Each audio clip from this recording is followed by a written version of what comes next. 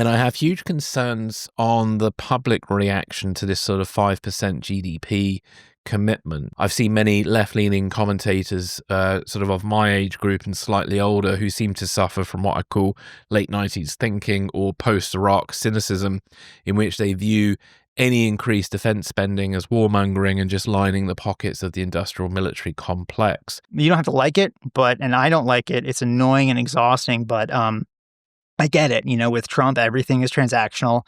Everything is about personal vibes. If you don't have that relationship, you don't play that game, then you're cooked. Am I right that obviously the Operation Midnight Hammer is technically he has violated the presidential war powers? He's violated that. Is that right? Yeah. The presidential war powers resolution. Yeah, he's violated the letter of it. I mean, every president has since Reagan. Secrets and Spies presents Espresso Martini with Chris Carr and Matt Fulton.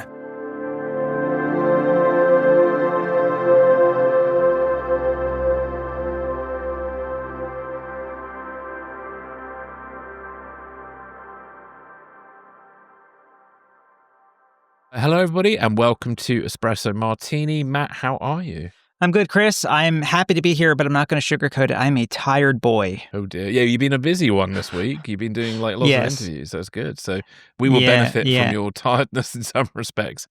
Yes, it was for a good cause. Yeah, so I spoke to Shane Harris earlier in the week. That has been out by the time this airs. It'll been out for a couple days. We talked about the Iran intelligence pre and post strike, and also Tulsi Gabbard's sort of quagmire that she's in over at DNI. And then yesterday, as we're recording this, I interviewed Joe Cirincione, who's a well-known arms control and nuclear non-proliferation expert in D.C. He's been in all kinds of think tanks, appears on CNN once in a while. So I got sort of in the weeds with him on like the details of what parts of the nuclear program were destroyed, and sort of if Iran rushes for a bomb, what's like their most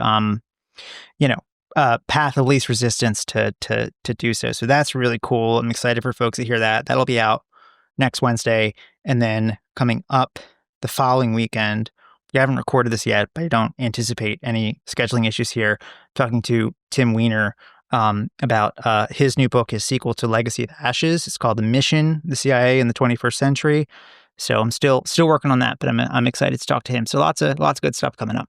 Yeah, well, congratulations on both your interviews, and I'm looking forward to the Tim Weiner one, and I thought the one with Shane Harris was very good. Thank you. It does sound like that Tulsi Gabbard's days may be numbered, so listeners should go and check that out. And also, it was very interesting just listening about some of the intelligence summaries about the Iran nuclear program, and the idea that even though they'd got it to 60% enrichment, that you kind of like, there's a situation where you don't really, there is definitely not for peaceful means that enrichment. There's definitely something going to happen with it.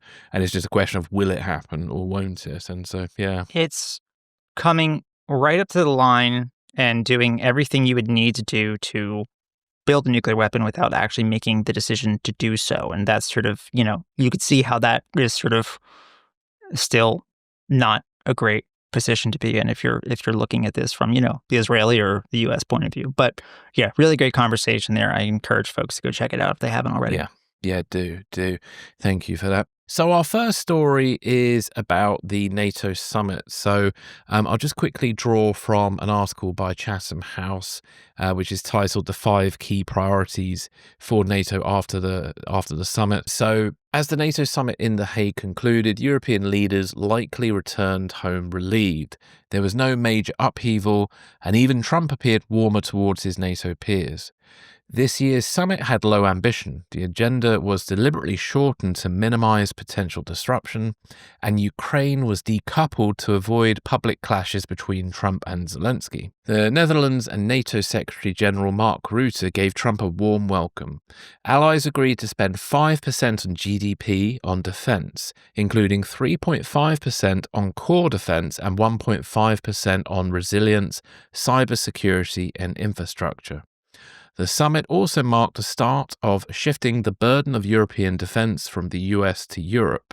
However, Spain sparked controversy by stating that it won't be able to meet the agreed upon 5% NATO spending target and instead committed to just 2.1% of its GDP, and this has fueled concerns about burden sharing and the alliance unity. Looking ahead, the article from Chatham House proposes that NATO needs to focus on 5 key issues that weren't addressed at the summit.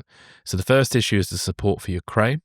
Then it's continuing the review of NATO's strategic approach to Russia as agreed at last year's summit, then preparing for possible US troop reductions in Europe, then building industrial capacity. Ukraine has shown how vital it is to have a defense industrial base ready to innovate and scale in a crisis, and then deepening engagement with NATO's Indo-Pacific 4 partners, which is South Korea, Japan, New Zealand, and Australia, especially as relations appear to be cooling in that area at the moment. This summit was all about footing the bill for the return to collective defense and beginning the burden shift to Europe, but the real work begins now, planning, implementation, and execution. NATO must tread carefully, and the alliance can't afford unnecessary risks with President Trump ahead of next year's summit, and the article even calls whether there should be a summit next year or whether they should make them more less frequent to avoid any problems with Trump. So Matt, what are your thoughts on all of this?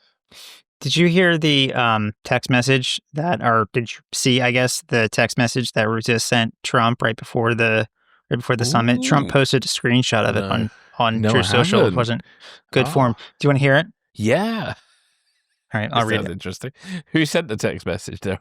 Mark Rutte, the Secretary General of NATO, sent this text to Trump while Trump was on his way to the summit, and Trump posted a screenshot of this on his True Social, which is bad form, but that's what he does. So it says, Mr. President, dear Donald, congratulations and thank you for your decisive action in Iran. That was truly extraordinary and something no one else dared to do. It makes us all safer. You are flying into another big success in The Hague this evening. It was not easy, but we've got them all signed on the 5%. Donald, you have driven us to a really, really important moment for America and Europe and the world. You will achieve something all caps, no American president in decades could get done. Europe is going to pay in a big way, again, all caps, as they should, and it will be your win. Safe travels and see you at His Majesty's dinner. Signed, Mark Rutte. Wow. We have a term for that in the UK, if you want to hear it. What is that? Brown nosing. Yeah.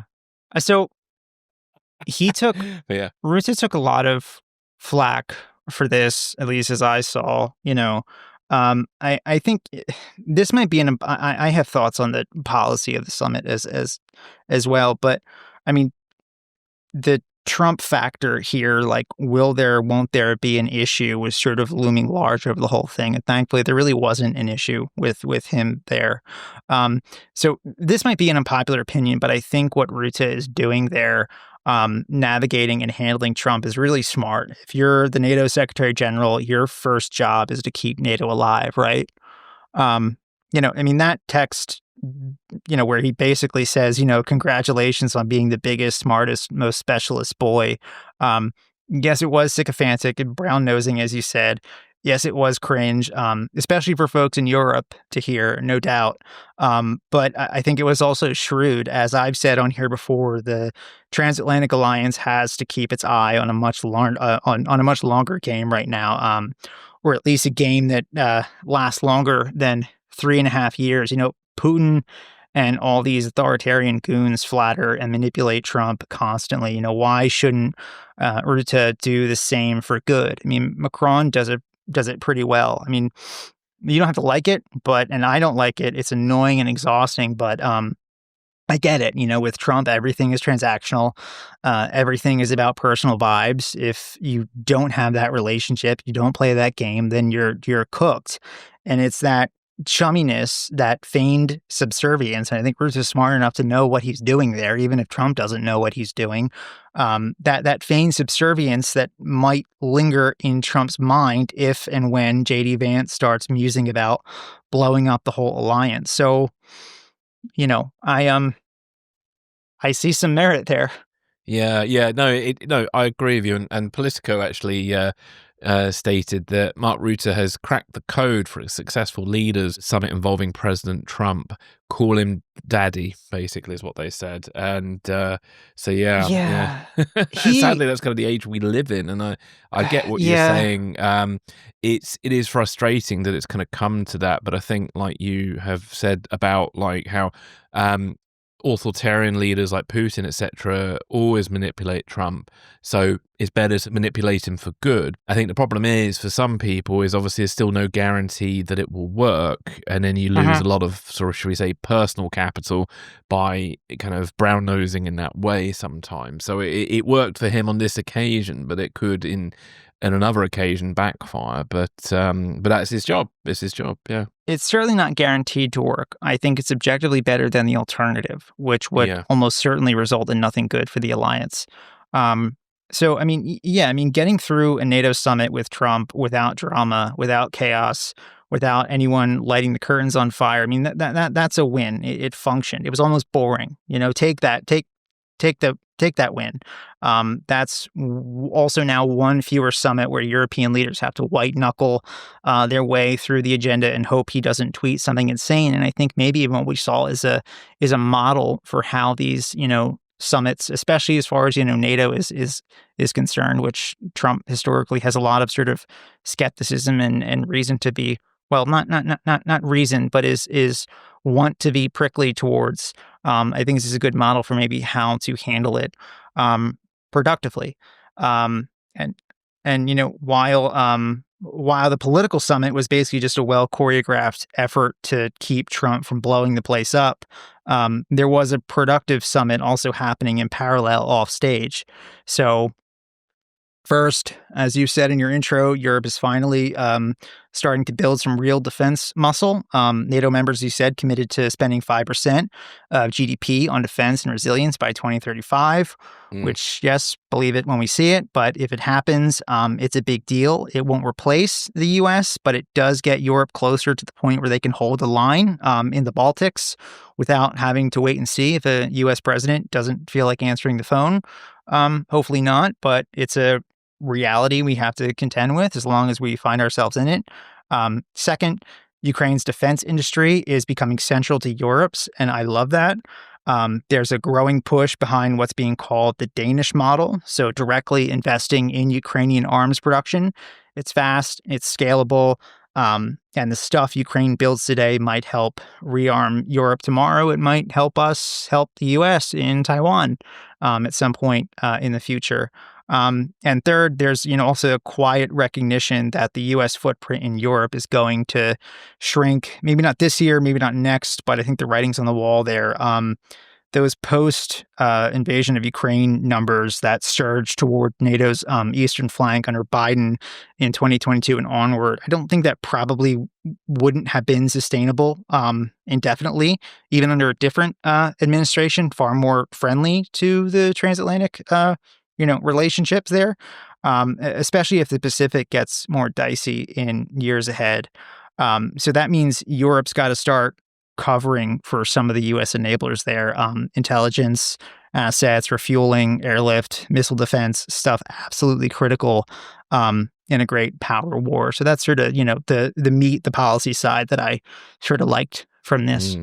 Yeah, I agree with you. I think, the conference wisely focused on getting Europe in better shape for its defense against Russia, because there is still open talk about there might be direct confrontation with Russia in the next decade, which is a worrying thought. And obviously, getting Europe in better shape for its own defense has been at the forefront of Trump's foreign policy. And I'll give the Trump admin credit for that, as I think we, both agreed, and you just said it, that this was needed. And Europe has become way too reliant on America for its collective defense. And, post the 1990s, many domestic defense capabilities had been allowed to slide as governments made cutbacks, thinking that defense was no longer a priority in the way it was during the Cold War.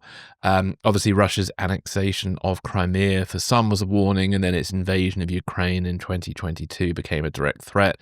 And thankfully, many governments have realized this. I don't think Trump's threats in the past to withdraw US support from NATO or even come out of NATO completely have been helpful. He always does appear to take these maximalist positions to get what he wants, which is not unlike Vladimir Putin, who has been using the same tactics during these sort of so-called peace negotiations between Russia and Ukraine, which appear to have gone a little bit quiet as of late. And I have huge concerns on the public reaction to this sort of 5% GDP commitment. At least in the UK, I've seen many left-leaning commentators sort of my age group and slightly older who seem to suffer from what I call late 90s thinking or post-Iraq cynicism, in which they view any increased defense spending as warmongering and just lining the pockets of the industrial military complex. These people somehow believe we do not live in a world of increased military risks, which we have seen over the last decade, and they view any risks as just sort of manufactured in some way by our governments akin to Orwell's 1984. And I think all of that's not very helpful. The current UK government, the Labour-led government, are obviously at the moment having issues with regards to their sort of domestic social security spending. They've been having umming and ahhings about that, and I think that kind of unfortunately plays a little bit into the idea that there's always money for weapons but never enough money for sort of social issues like the NHS, etc., and social security. So there's definitely going to be similar conversations in other European countries too. And I think there definitely needs to be a concerted effort to get the public on board with defence, because increased military spending will probably be unpopular across quite a few European countries as domestic welfare and the cost of living increases. And I'm interested to see how each member is going to be able to spend this 5% GDP on defence and justify it to the populations. So, yeah, there's a lot of interesting kind of choppy waters to navigate, between now and when those defence commitments due to kick in, because they're not due to kick in until, is it 2030 something? I actually can't remember now. Somewhere in the 2030s that they've actually got to commit to spending this 5% GDP. So it's a little bit of a way to go just yet. One other thing as well, cost of living. So cost of living is a massive debate in Europe, and it's obviously a big debate in the US at the moment. And I think, I think we've said this sort of before. I've certainly said it before. I think we need to treat it. The cost of living crisis should be considered a national security threat, or at least a threat to democracy, because history has shown and current events have shown populations struggling financially to survive increasingly turn to authoritarianism to resolve those issues. It didn't end well for Germany in the 30s, and it's not going to end well for any of us now. I think one can make that same argument here in the U.S. Yeah, exactly. And I don't see that getting any easier because we've got the effects of climate change, which is going to disrupt food, energy, and water supplies. And governments and individuals can put their heads in the sands about this for as long as they like, but time is running out on that side of things too.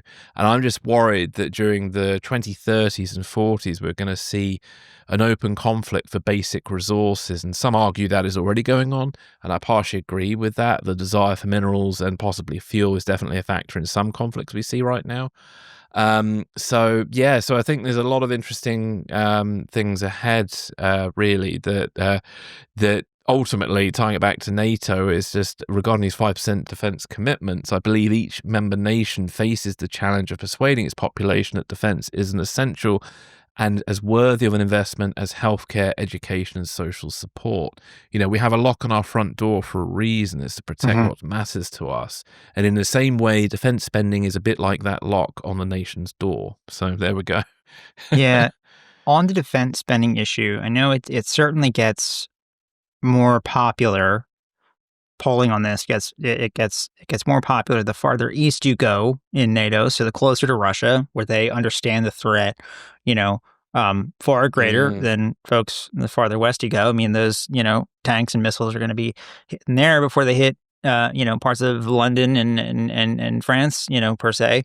But I think I unfortunately don't have any exact numbers right in front of me here. I believe though that the increase in defense spending in Germany is at least not unpopular. Yes. Yeah, I remember you saying that. Yeah. Which is good. And I think at least, for the continent, if Germany, if the German public is on board there, and the German government is sort of leading the way in that sort of increase in defense spending, that sort of rearmament, I think for the continent, that sort of, I mean, the German industrial base, the German economy, it sort of revs up the engine for the whole, for the whole continent, sort of follow suit, Yeah, it's interesting that change has happened because I think Germany, in a weird way, statistically, was quite anti-defense spending for some Yeah. time, and the population was. Quite a And I change. remember, yeah, and also they were quite anti-American as well. I remember during the sort of Snowden period, it felt like anti-Americanism reached quite a big peak in Germany during that period. And then it's sort of, I think the Ukraine war, mainly in mainland Europe, has shaken more people than maybe in the UK. That's a bit of a generalization, but I think for people who are in mainland Europe, it's a lot more real than for us on England, because we've got the channel, and the channel only protects us so much. But I think a lot more countries, a lot more countries are realizing that this threat from Russia is no longer academic, and also Russia's been very aggressive on the sort of cyber side of things, and we've all seen how social media has sort of been manipulated to cause sort of infighting within our own communities, and we're still living through that now. And I think a lot of people, if they're smart about it, are right to be pissed off about Russia right now, and so. Yeah, so the tide is turning a little bit at the moment about that sort of apathy, but I still feel it's quite popular, certainly in leftist circles in the UK, and people who are very influential in sort of filmmaking, etc. People who I kind of know who do reflectively believe that somehow that defense spending is all just to make more money for the defense industrial complex and stuff, and I think that's quite a sort of cynical view of it. But there we go.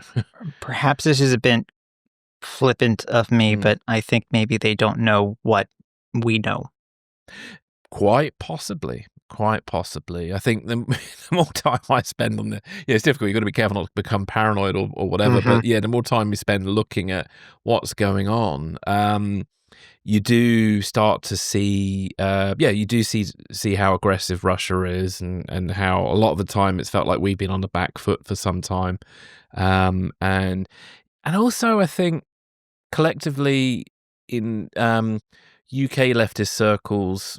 I remember talking about this with Meredith Tax, my first interview, when we talked about like how you get, sorry, I go a bit off topic here, but where you get like leftists who end up supporting jihadists, and a lot of leftists still see America as the great imperial bad guy in the world. And so there's this sort of reflexiveness to just be a bit, anything America says or does, or anything Britain does, they're suspicious of it. And they feel that there's always ill intent behind it. And that, there are times where we're not the good guys. Iraq probably being a very good case in point, where we definitely had some very questionable sort of reasons for going in. But it's you just got to be, I think you've always got to take everything on a kind of case by case basis, because if you just constantly believe that everything that Britain and America does is just flat wrong, you'll be right some of the time, but you're going to be wrong other times. And when you are wrong, it's going to be important to you, because it'd be your community on the front line that faces the consequences of being wrong in that assumption, if that makes any sense. But Yeah. yeah, so complex times ahead with that debate. I'm sure we'll come back to it on future episodes, and I wouldn't mind trying to maybe get some guests on to talk to us a bit more about defense spending and the industrial military complex. There's this term that gets thrown around, and is that famous Eisenhower warning about it and stuff that people like to quote. And there was a really good episode of War on the Rocks about 5 or 10 years ago about the blob and in defense of the blob, which is the sort of defense complex. And I'd just love to sort of go more into that on maybe future episodes, and sort of demystify some of the myths behind it that lead to some of these sort of grand statements that people make about it. So yeah. Well, I think sort of last point from me on this, and maybe also in line with that, just bearing in mind the complex times that we are in. And again, I know this will be unpopular with some, but I don't care. I will die on this hill. If Mark Rutte texting Trump every now and then to say, "Mr. President, dear Donald, how'd you get so cute?" is what keeps SACEUR, the Supreme Allied Commander Europe, in Mons, the international staff in Brussels, and the entire rest of the NATO command structure operating more or less undisturbed until January 20th, 2029. That is a massive win for the free world, and Rutte will deserve a medal. And with that, you all may throw your rotten tomatoes at me now. No, that's fine. And if somebody can find a way to persuade Trump to turn down some of the pro-Russian rhetoric in MAGA and maybe some of the anti-NATO rhetoric in MAGA, that would be a good objective as well over the next 3.5 years. Yeah. Gotcha. Well, on high that, task there. It is indeed a very hard task, but there we go. Well, let's take a quick break and we'll come back for more.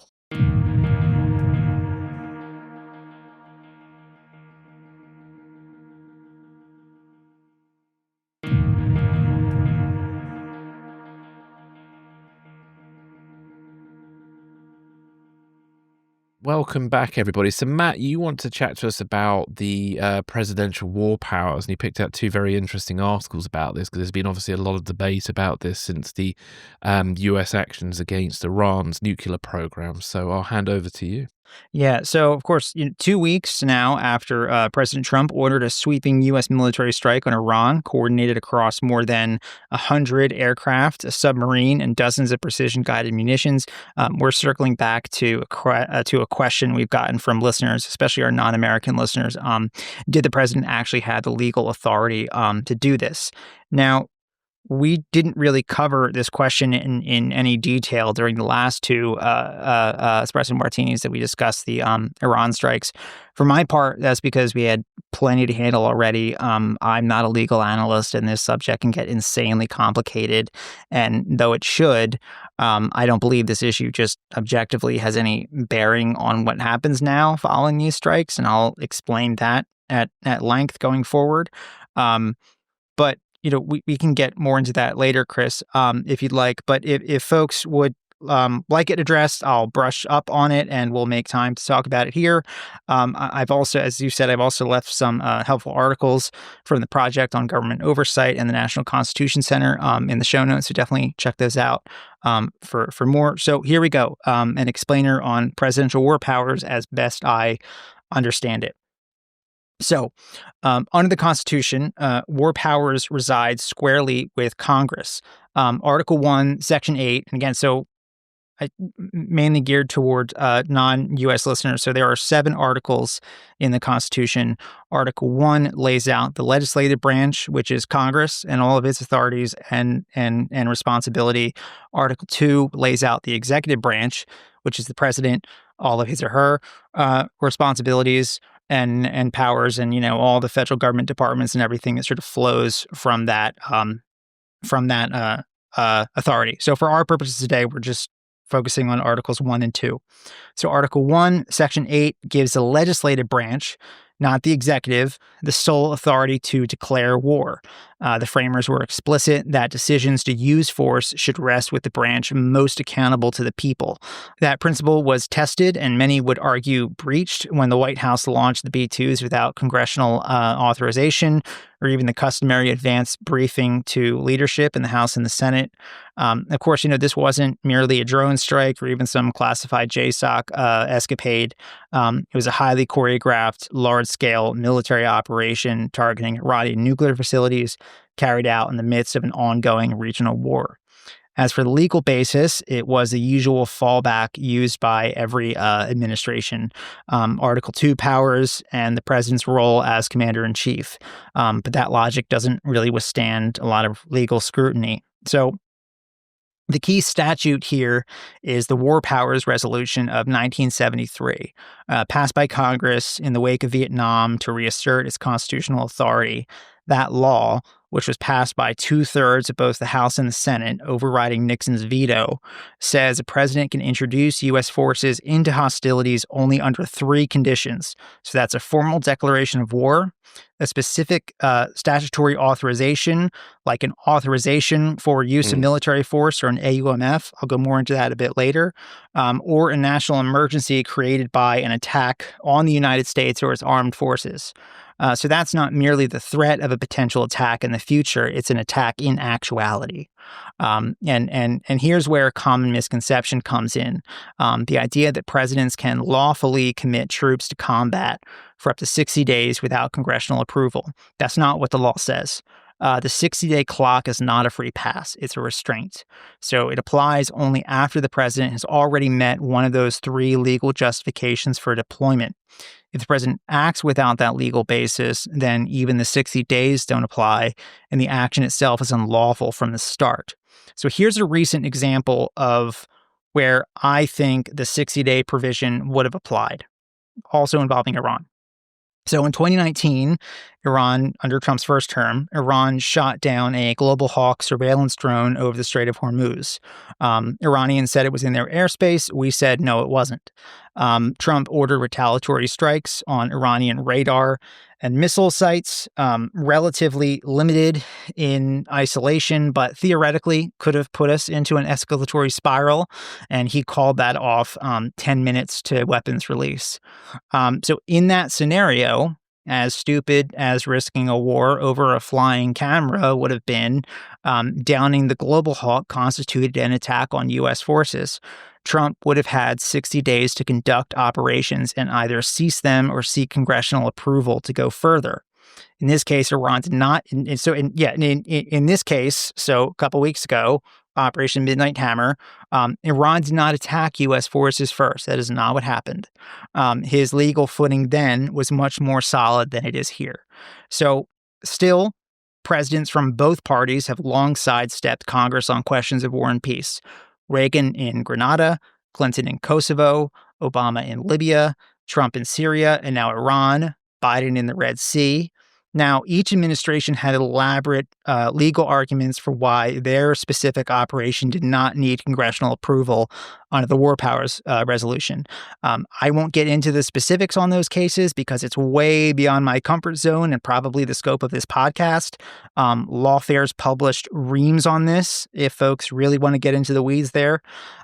In some cases, administrations leaned on threadbare or outdated AUMFs, like the post 9/11 or 2002 Iraq War authorization.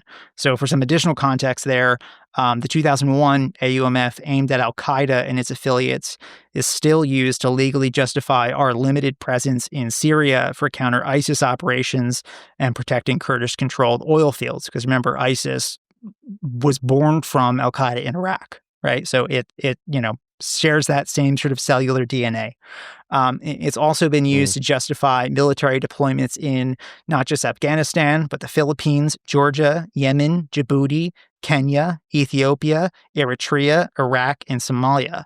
As to the full extent of which groups the Pentagon believes qualify as an al-Qaeda affiliate, that's classified. So you see the opacity there. Expiration dates and precise language really matter with these things, as we've learned. In other cases, administrations argue that their Article 2 powers give them inherent authority to protect U.S. interests abroad, such as the White House here in claiming that the Iranian nuclear program posed an imminent threat. Congress, for its part, has often failed to challenge these moves, and each time it doesn't, the precedent deepens. So that pattern held here with Iran. In the immediate aftermath, before it was clear whether this would devolve into something bigger and more open-ended, a bipartisan handful of lawmakers introduced resolutions to block further unilateral action by the president. Those efforts went nowhere because congressional leadership are beholden to the president, and didn't want to. So despite consistent bipartisan concern, there's always little political will to confront the executive branch on war powers, especially when military action is sold as swift, successful, and limited. And that's the heart of the matter. Whether or not Congress would have authorized the strikes is almost beside the point. What's clear is that it didn't, and the Constitution still expects it to. The legal framework is there, the War Powers Resolution is on the books, but without congressional enforcement, these are little more than suggestions on pieces of paper. The real question then isn't whether this strike violated the War Powers Resolution. I think it's whether a critical mass of Congress ever intends to enforce it, because as long as lawmakers treat war powers as optional, presidents will keep treating them as their own. So to anyone looking at this, perhaps from abroad, and asking, how could the Constitution allow this? It doesn't. But the only people with the power to enforce the law here have simply declined to do so. And come January 2027, they'll, in all likelihood, lose that power. But I want to underscore here that this problem in our politics did not begin with, and is certainly not unique to Donald Trump. It goes back decades, a true bipartisan abdication and indulgence. So, Chris, there you go. Yeah, an unfortunate precedent has been set up by former presidents who have abused their authority. And what Trump is quite good at is using those things sometimes as a justification for his own behavior. And critics of Trump sometimes make the mistake of making it out that Trump's the only one who does these things. So it's a kind of complicated situation, really. One question I have is, so am I right that obviously the Operation Midnight Hammer is technically, he has violated the presidential war powers? He's violated that. Is that right? Yeah. The presidential war powers resolution. Yeah, he's violated the letter of it. I mean, every president has since Reagan. Yeah, and so domestically at the moment, does he actually face any legal or political consequences for this? No, and that's why I sort of said at the top, I didn't really talk about it much earlier because I just think there's more important stuff to talk about and convey to people, because he's not, like, nothing's going to come of that. If Operation Midnight Hammer turned into a multi-week, multi-strike, coming back again and again and again, hitting different targets, bringing in additional forces, perhaps causing U.S. casualties, right? So mission creep, right? If it was still going on, then I think, even with the way Congress is, I think they would have sort of run into a wall eventually, and they would have had to pass some sort of AUMF. I also think the case is pretty good that they could have gotten the votes in Congress, enough Republicans, even the parts of the MAGA base who are, isolationist and skeptical of foreign entanglements, them aside. Also, there would certainly be, in principle, I think, many Democrats who would vote against it, but I think there would be plenty of sort of centristy kind of Democrats and everything who I could picture enough Republicans and Democrats voting for an AUMF right now on Iran's nuclear program to have passed it. But I mean, it was, as far as we know, sitting here right now, it was Operation Midnight Hammer, and that's it. So yeah, to answer your question simply, if it had kept going, then he would have ran into that issue, and they probably would have had to pass something. I don't think they could have done it.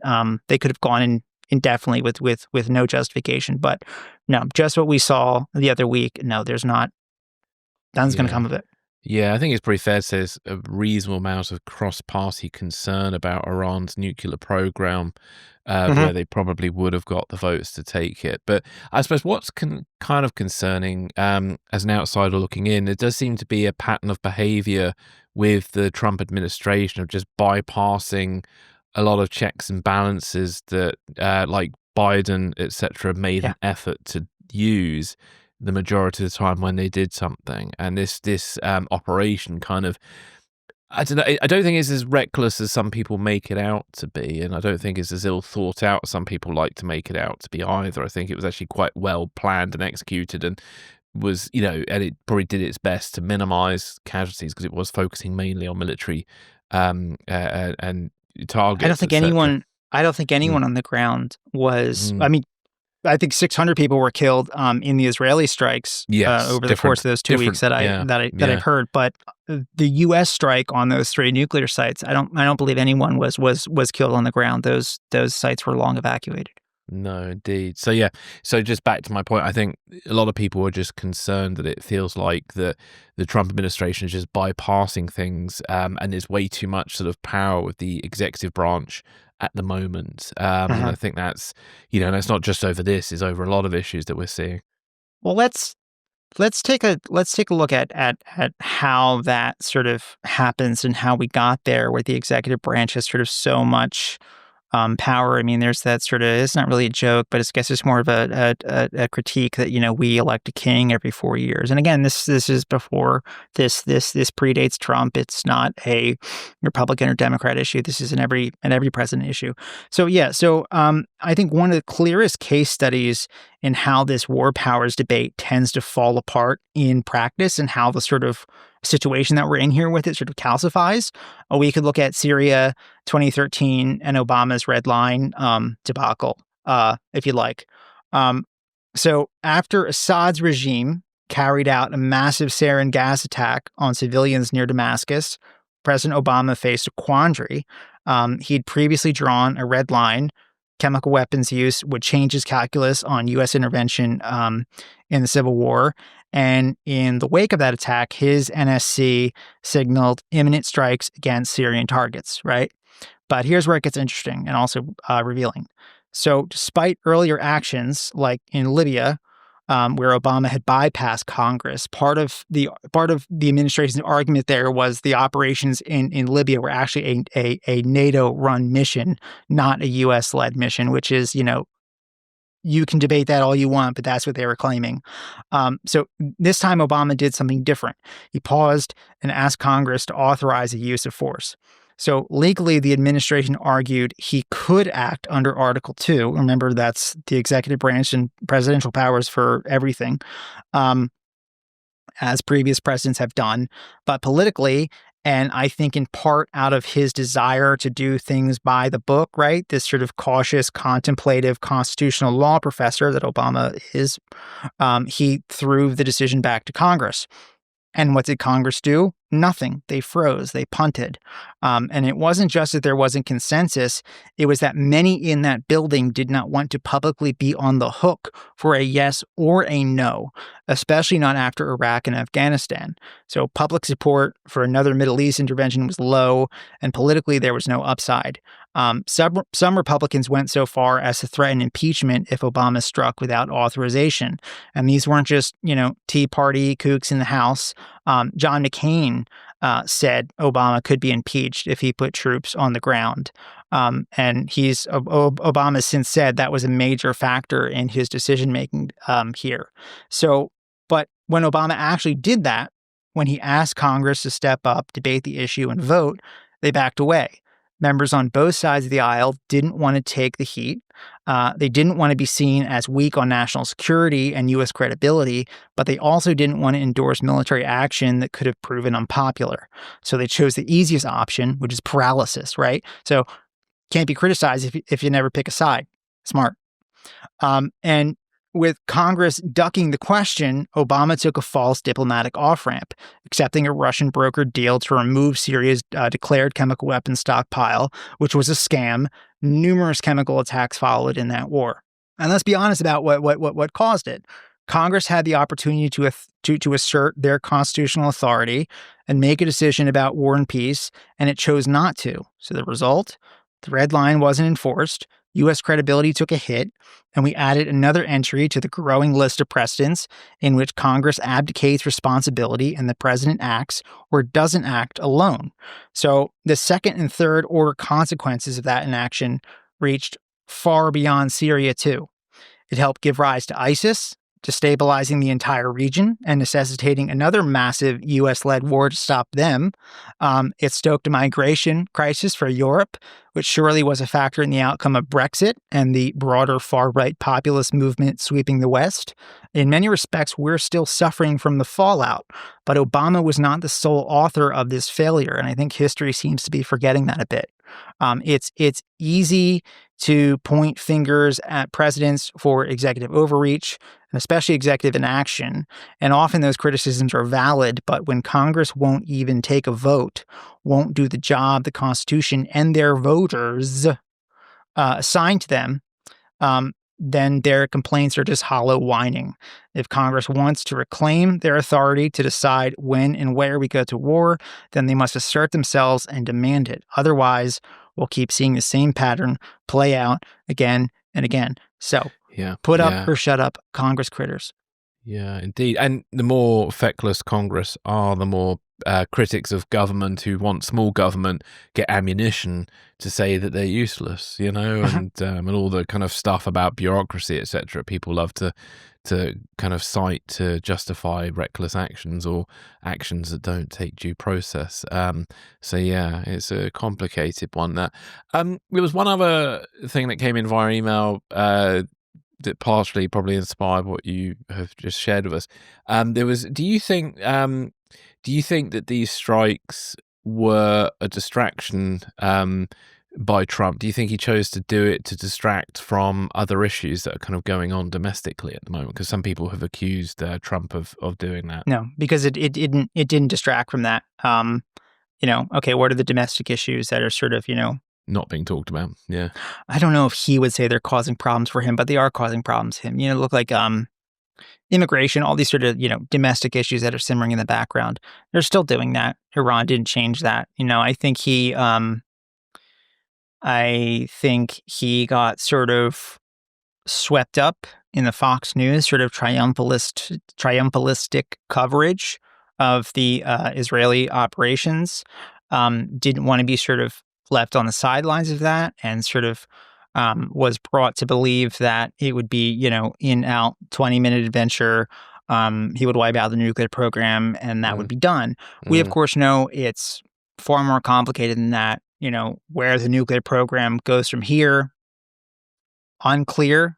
It's not a rosy assessment. Again, I talked to Joe Trincioni yesterday. It'll be out next week for an hour about this exact issue. And again, the second and third order consequences of Operation Midnight Hammer. Yeah, but I don't think it was a distraction. I mean, I think they can do two things at once. Yeah. And do you think Trump has made Bush's mistake of saying mission accomplished before it was accomplished? Yes. Okay, so there's something interesting about this here.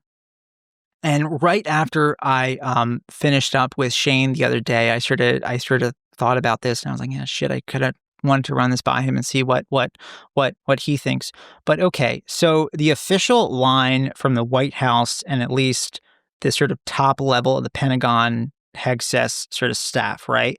That the Iranian nuclear program, it was total obliteration. They don't have one anymore. This is done, which was entirely born out of Trump and Hegseth coming out that very night and saying things about the damage assessments that they could not have possibly known at that time, right?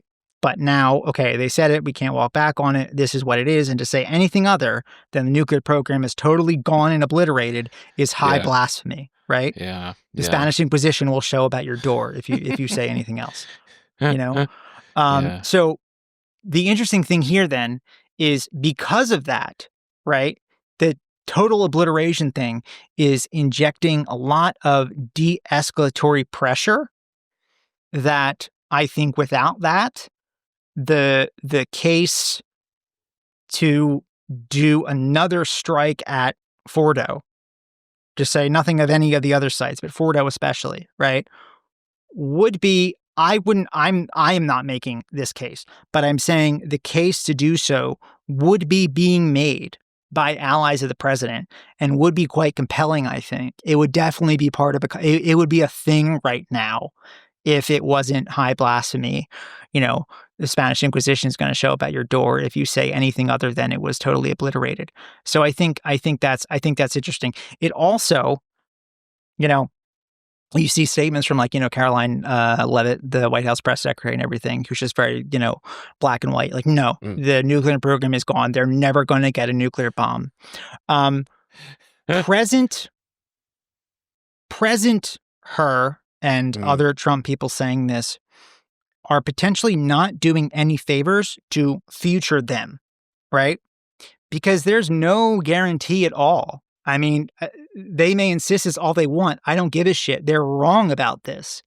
There is no guarantee that a year or two from now that there won't be some mysterious earthquake 10 kilometers underground under a desert in central Tehran and in central Iran somewhere, or perhaps right up on the surface and just, light a bomb off as a demonstration, right? So when that happens, what are you going to say? You were so confident, insistent that the nuclear program is gone, that you're never going to get a nuclear bomb. Like you're not doing yourself any favors by staking this impossible totalitarian claim. It's so short-sighted and just impulsive and just strategically dumb. Like you're not helping yourself. Yeah, it's very you know? ego-driven and bravado, isn't it? I gotta call it man-child kind of energy, really. It's very weird, and I guess then they'll have to go through the process of renaming the nuclear program and calling it something else just to save face. It's like, right. It's not a nuclear program. like a rapid disassembly. Yeah. Right. It's not a nuclear program. It's an atomic critical mass weapons development project. Something like that, yeah. Yeah, Right. which rapidly disassembled underground. Yeah. Yeah. Yeah. It was a so mining no. accident on Jeddah. That's well, we'll take bets now and see what happens in a few years' time and see what it either gets called and if it happens. But is there anything else you'd like to add or No, that's again, not a lawyer, not a legal scholar, not an expert in this, but that's sort of what I could put together on how this all works and why we are the way we are. Okay. Well, thank you for that. Well, let's take another break and we'll be back with more.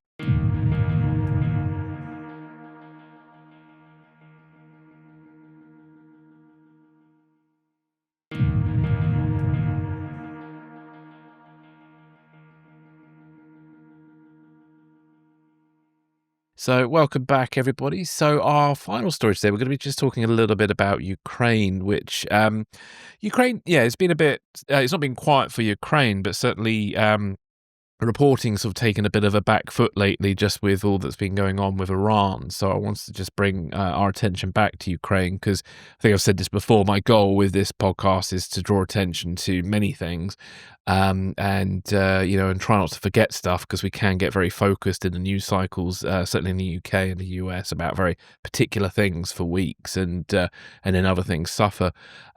So just some key points from a Warzone article about some fighting that's going on in the northern borders of Ukraine. So Ukraine has successfully stabilized the situation in Sumy Oblast, halting Russia's summer offensive.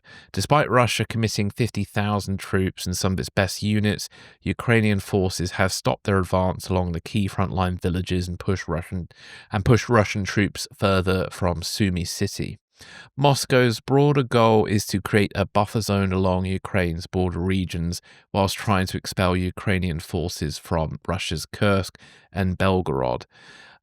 Although Russia claimed it had cleared Kursk of Ukrainian troops earlier this year, those claims were later disputed by both Ukraine and even some Russian officials. For now, President Zelensky says the Russian plan in Sumy is failing thanks to the efforts of Ukrainian forces. The battle for Sumy has come at a high cost. Ukrainian troops have had to dig fresh defensive positions under constant drone and artillery fire whilst retreating from Kursk, and they've been finding outdated trenches and weak fortifications. And there's been criticism of not actually placing mines for anticipating Russian tanks and artillery.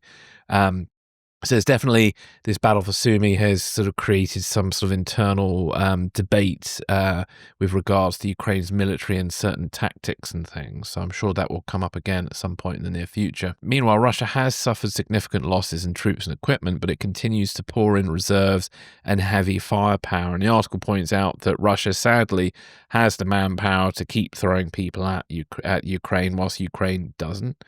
So Ukraine have to kind of fight a lot more carefully and smarter.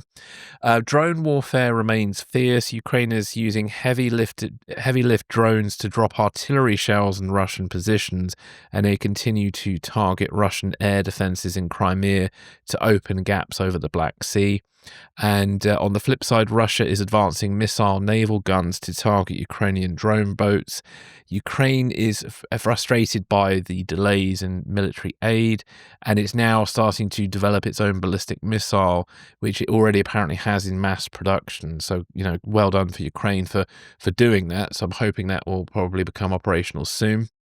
Elsewhere along the front lines, fighting remains largely static. Small Ukrainian advances have been reported in the east, but no major breakthroughs. Meanwhile, Russia has launched its largest aerial attack of the war, firing hundreds of drones and missiles. And then Ukraine's air defenses have downed many, but at least 10 civilians were killed, and an F-16 pilot was killed defending against Russia's recent assault. So, yeah, Matt, what are your thoughts on all of this? What stood out to me wasn't just the troop movements, it was how unprepared some of Ukraine's defenses reportedly were after they retreat from Kursk, what's left of that pocket in Kursk, back to Sumy. So outdated trenches, no overhead cover from drones, unmined terrain. I think it's a reminder that even Ukraine's sort of best fighters can't hold without the right gear. No. Especially when Russian artillery is creeping closer and closer and closer. And it comes, of course, as we're learning, that the Trump administration, I think this came out yesterday or the day before, it's all sort of blended together for me this week. But so we're learning that the Trump administration is freezing, at least for now, key weapons shipments, part of a broader military aid review. The Pentagon says it's concerned about U.S. stockpiles running too low. So reportedly, the pause shipments include PAC-3, interceptors, HIMARS munitions, 155 millimeter artillery shells, even sidewinders that Ukraine retrofits into its so-called Franken-SAM air defense systems. In short, it's exactly the kind of weapons that allow Ukraine to hold ground, survive drone and missile attacks, and keep units like the GUR commandos in the fight. So, I mean, that aid freeze isn't abstract. Its consequences are being felt in real time on battlefields like Sumy. And if this becomes a sustained push from Russia, the lack of resupply could mean the difference between a stabilized front and a breakthrough there in the northeast. I guess you would say. So Ukraine may be holding a line for now. They tend to make do and find a way. The rumors of their death are always sort of greatly exaggerated. And overstated. But I mean, that's not to say that they can just get through it no matter what. So yeah, Ukraine may be holding the line for now, but even elite units can only hold for so long without replenishment. And this is the kind of fight, the defense of Sumy, that I think policymakers at the top of the Pentagon need to see for what it is, not just a shopping list from Kyiv, but a battlefield reality, one that shows sort of exactly where this aid is going and what happens when it runs out. Yeah, it's incredibly disappointing to hear about the US have paused the delivery of crucial US air defense systems. And one of the talking points that come out as well is that the reasoning behind this is because the US wants to shift its focus to Asia. And apparently, the Undersecretary of Defense for Policy, Elbridge Colby, is a strong proponent of shifting American focus to Asia. And son of a former CIA director. Oh, is it? Yeah. Oh, as in, is that William Colby? Yep. Yeah. Oh, wow. Interesting. Son or grandson? Yeah, it might be a grandson, maybe. Offspring, descendant. Yes. Yeah. And it's the thing. I mean, it's the classic kind of, America can't just suddenly just shift its focus to Asia and pretend that there aren't other problems in the world. And, Ukraine is definitely still very reliant on American support and will be for some time until sort of Europe can plug some of those gaps. But I think when it comes to missile defense, I don't think Europe will be able to plug that gap for at least a decade, probably, because those systems, I don't think Europe's really got any proper domestic missile defense at this time that isn't US made, and to develop that off the cuff is going to be incredibly difficult. So, the Patriot missile system is world leading in that front, as is the Israeli Iron Dome as well. But yeah, sorry, you were going to say something. Well, it's also just willful ignorance on the part of the people in the Pentagon who are sort of making these decisions as, we want to focus on Asia, so we're going to sort of pull this stuff out of Ukraine, as if the two are not inextricably linked. That, what happens in Ukraine has absolutely an impact on China's calculus vis-a-vis Taiwan. Yeah, and, totally. islands in the South China Sea and the Philippines and Japan. Like, it's not to say that I'm only going to focus on this and let this other thing go, and that's not going to have any negative consequences for this other thing that I want to focus on is just like, that's not, how do you not see that? No, exactly. And how will the people of Taiwan think about American support when things get tough? Because they might not be able to guarantee it anymore. Yeah. Because if a president sort of, it may not be necessarily Trump, it's whoever succeeds Trump in 5 or 10 years' time, if they have a very similar kind of isolationist approach that's inspired by MAGA, they might decide, oh, do you know what? Taiwan's too much of a risk to getting into a conflict with China. Let's just stop, let China do its thing. Because in a way, that's the message that they are sending about Ukraine at the moment. Things are getting tough. It's going on longer than Trump wants it to. It's making Trump look bad somehow. So let's just pretend it's not happening. A bit like COVID in some ways, Yeah. because somehow COVID became a personal front to Trump. And that is dangerous when that happens. That's when politics gets very dangerous and people lose lives. So no, I'm deeply frustrated about what's going on with Ukraine, because I think the problem is, again, like America stopped its support a little while back, using it as a negotiation tactic in the ongoing peace talks, with quotation marks for those who are not watching. And all that does is help Russia. It's not helping Ukraine. If anything, America should be increasing and maybe even doubling what it's giving to Ukraine to force Russia to come to the table. But for some reason, when it comes to dealing with Russia, Trump becomes a bit soft. And not to imply that, I know some people think he might be a Russian stooge or whatever. I think he's just an admirer of Putin. But I think Putin is outsmarting Trump is what I think's going on.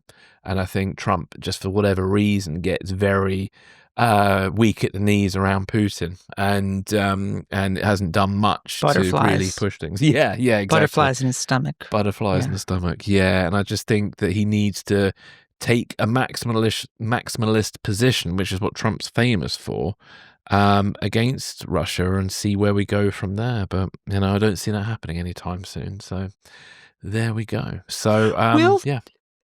It's interesting. There was sort of before Iran sort of sucked up a lot of the bandwidth. And it seems like there's only like one thing internationally that they're able to focus on at a time. And perhaps because the NSC is like Marco Rubio doing like the dinner scene from like The Nutty Professor. Yes, but I feel sorry for him. Yeah. They can only sort of focus on like one thing at a time, it seems, which is objectively not good for a superpower. That's not supposed to be that way.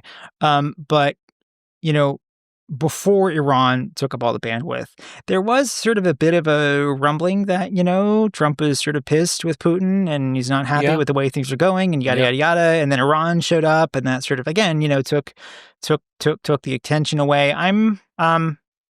Let's get back there, guys. Let's revisit that.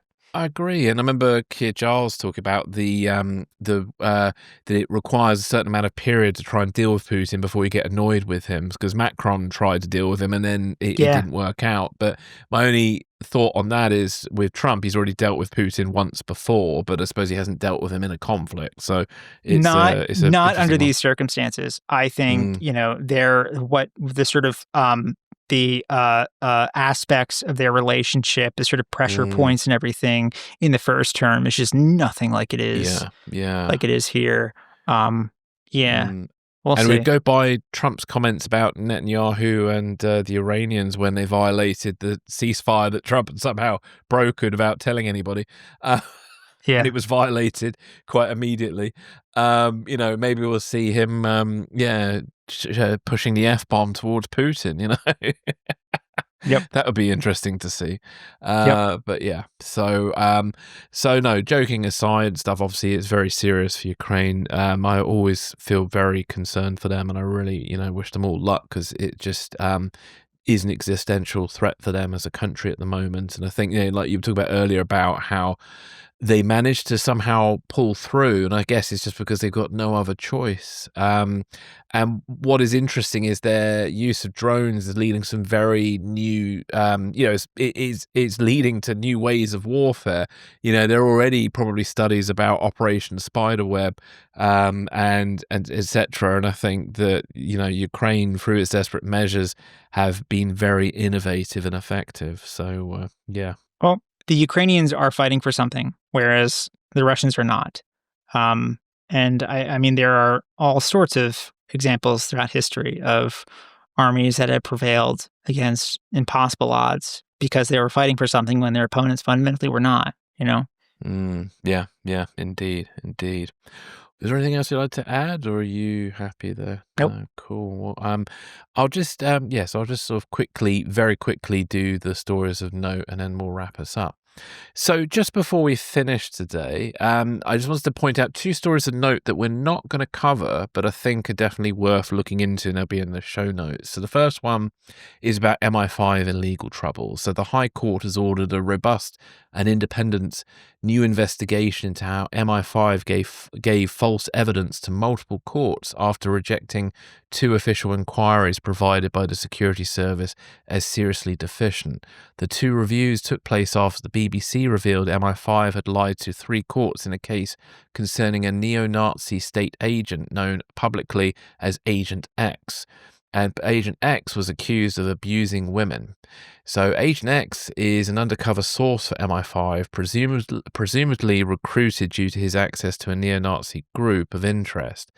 And it appears MI5 gave false evidence to prevent details of Agent X becoming public, despite the BBC reporting of him being a serial abuser of women. So that's definitely a case to keep an eye on, and I'm hoping maybe in time, in future episodes, we might well cover that, because that's a kind of ongoing story in the UK at the moment, and quite a concerning one. I don't know if anything has come across in America about that at all, but it might be just a very domestic story at this time. Yeah, no, we were on the phone the other day, and you mentioned this to me, and that was the first I heard of it. Of course, I haven't been looking for it, but I have not seen it come across. No. My radar. In many ways, it doesn't surprise me. It's sort of, it does seem quite a British story, but it's definitely one for us to keep an eye on. And the last one to keep an eye out is on Chinese ekranoplans. So there's new reporting from Naval News that indicates that China is building ekranoplans. And we mentioned this just a few weeks ago on Espresso Martini, that Russian intelligence was suspicious of Chinese espionage efforts, especially around military secrets. And one point of interest was apparently ekranoplans. And lo and behold, a few weeks later, we find out China are actually building them.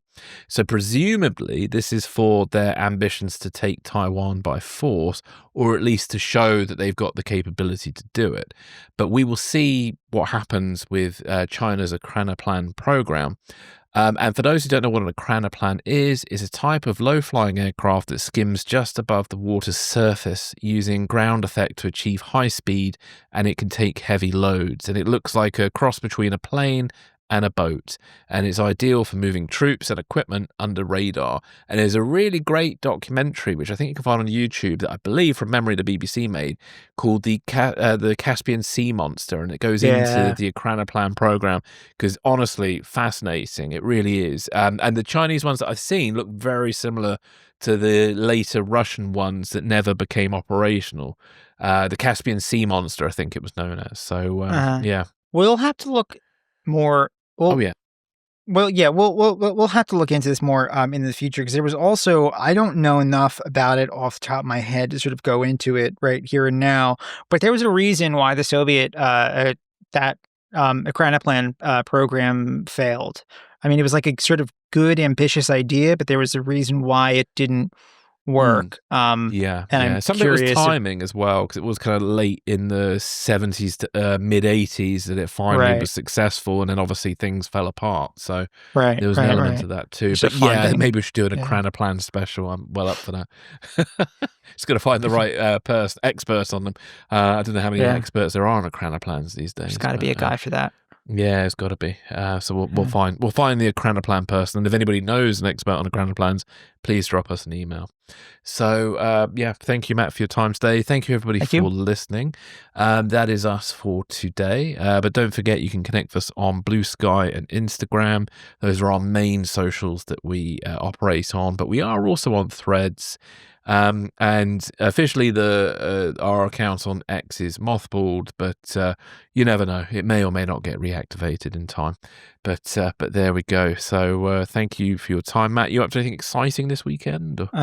Tomorrow, as we're recording, is the 4th of July. Yes. Happy 4th. Thank you. I completely forgot about that too. Yep. Don't forget it. Don't worry. I'm sure we'll be reminded of it over social media and won't be able to forget it. But yeah. Yeah. My favorite 4th of July. I think I've told the story on here before. My favorite 4th of July ever was getting really drunk at a pub in London, and it was like everyone knew that it was 4th of July and I was there, and everyone was in on the joke too. We all had a good laugh at it and everything. But yeah. Well, yeah, it was that because I remember getting drunk in a pub in 2013 with an American friend of mine. And then getting involved in some sparkler incident that could have got way out of hand that thankfully didn't. No, this was 2011.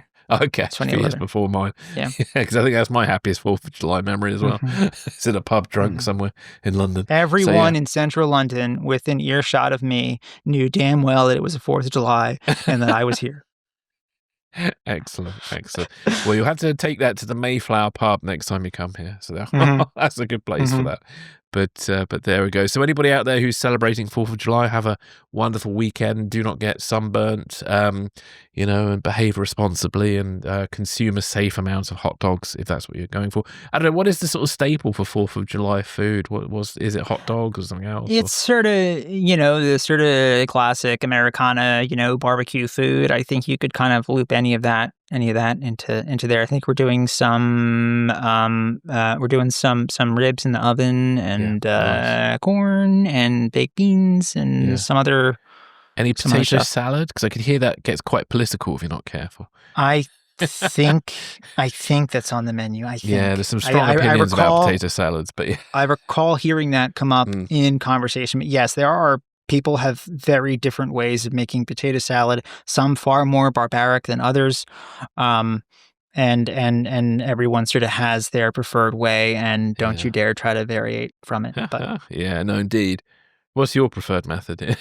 I like potato salad. I've never really made it. I never really had to. So I don't know. As long as there isn't like weird stuff in there, Of course, I'm not even going to say what weird stuff I mean when I say that, because someone's going to hear that and be like, "What do you mean?" Like a prawn or something. Yeah, my nana made it that way for 50 years, and how? I'm not even going to go there. You can imagine what what do you think I mean when I say weird stuff in potato salad? That can be your reality of what you think I mean there. I'm not going to go there. Yeah, indeed. Well, my mother used to make a lovely one I used to think it was lovely, but it was one I kind of grew up on, which is obviously cooked potatoes that are now diced up with a little bit of onion and salad cream, and then all mixed together. And because salad cream is quite sweet, it's different from mayonnaise. It's kind of sweet, and it's a sort of mustardy sweet thing, and it gives it a yellow color. And it's actually quite nice. But again, many people probably hearing this thinking, "My God, that's the worst sounding thing I've ever heard of." So yeah, each to their own with potato salad. What about beer of choice? Any beers or drinks of choice? I'm gonna have to stop tomorrow morning. I'm not sure what I'm gonna get. Probably stick with beer. In the summer, I'm sort of a Corona guy. In the winter, in the colder months, I sort of stick to Guinness, and in the summer, I sort of go with Corona. So it's either one or the other for me. It's just sort of my standard go-to. Yeah, nice. I've always been a big fan of Sierra Nevada Pale Ale. That's I've got a nice sort of flavour to it, and very refreshing when cold. And I love Guinness. And then, I've recently got into Woodford Reserve, which turns out to be one of the FBI's drinks of choice, I found out. So, that's quite nice. If I could turn this camera that way, you would see a bottle of Woodford Reserve over there. Yeah, not for the faint-hearted. It's quite strong in flavour, but, you definitely feel it once you've had some. But I like it. I like it a lot. Yeah. Yeah. Well, there we go. So potato salad, whiskey and beer recommendations right there for you. And we're not sponsored by anybody. So in No, that but they regard. So yeah, so we should be, but there we go. Right. Well, on that note, thank you very much, everybody, for listening. Have a great weekend, 4th of July or not. And we'll catch you on the next one. Take care. Bye. Bye-bye.